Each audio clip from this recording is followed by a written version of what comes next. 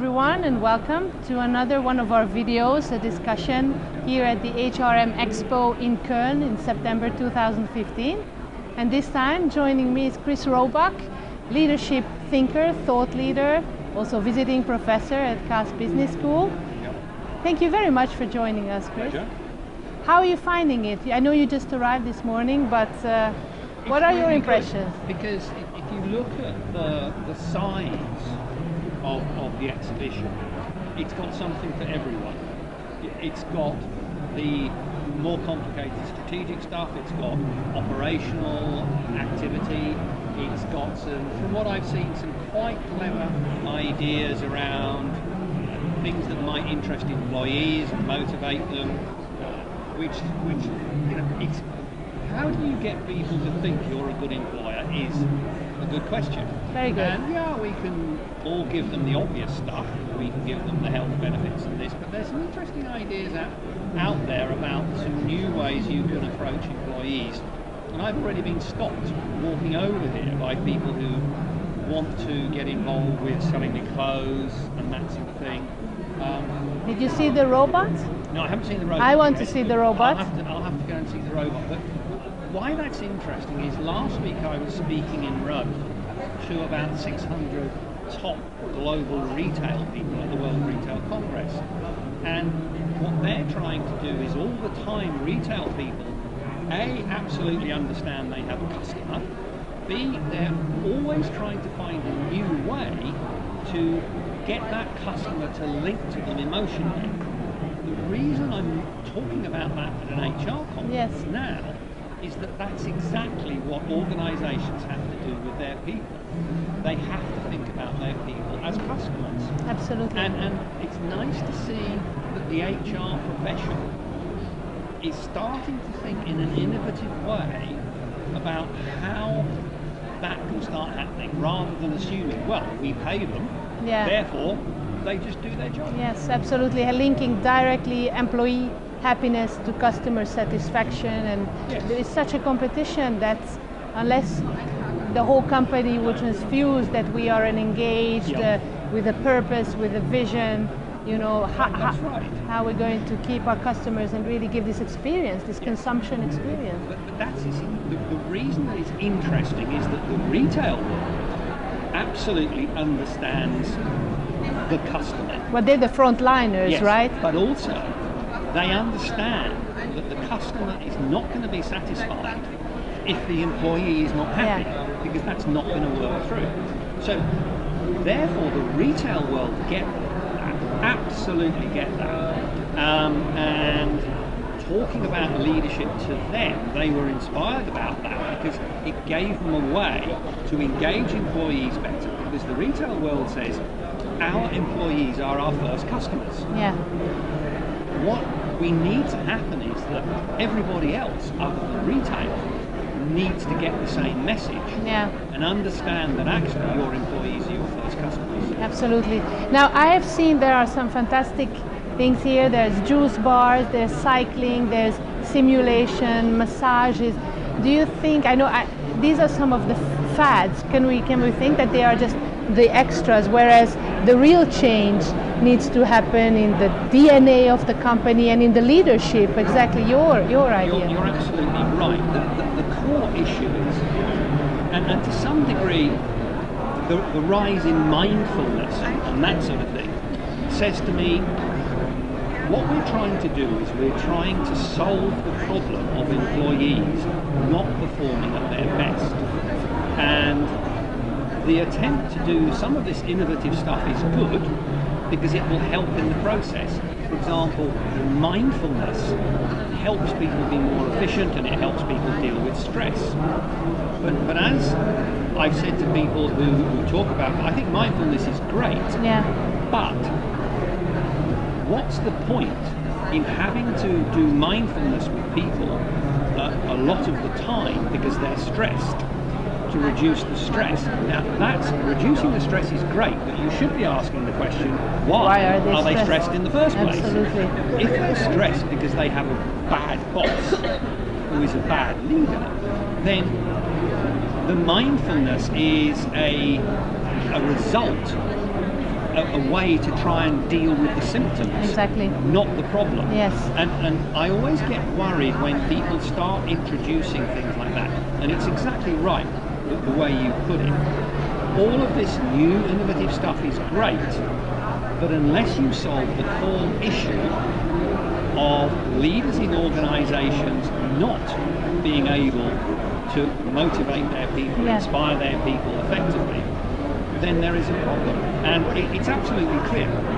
If you look at any number of surveys from all sorts of professional bodies and management bodies, etc., doesn't matter which country you go to, global surveys as well, it shows quite clearly that a significant portion of people in organisations who are supposed to be managing and leading other people, from first line manager to chief executive, do not have the skills Yes. to be able to do it properly. Yeah, I just went to the stand of the German Trade Union Federation, and they have their happy employees index they do every day, and also about leadership, and they found out that 3 out of 4 leaders recognize that they themselves don't have the skills, that there is a big gap, and they explain it with trying to catch a moving train, that the train is getting faster and faster and you're just going to go behind and behind unless we have those proper skills. Well, that's where HR comes in, absolutely, because the only way they're going to get skilled up is through HR putting in place in the organisation a system to do that. The problem with HR, and as an HR person I've seen this so many times in my career, is that we try and go for the sexy, more complicated answer, which tends to be what makes us look good, but isn't necessarily where we need to be. Yes. Going back to the point about leaders not having the core capability to be able to do the job. Now that isn't about a talent management program, that isn't about high potentials. That is about things that are so basic as time management and prioritization. Absolutely. i.e., I have this piece of work to do or this piece of work to do, and which one do I do? Now the decision should be the one that adds value to the delivery of the organisation. Will have the biggest impact now. Correct. Yeah. But sometimes what they'll do is, if somebody is shouting about this one, we need to get this done, they'll do the one that actually has less value because people are saying it's urgent.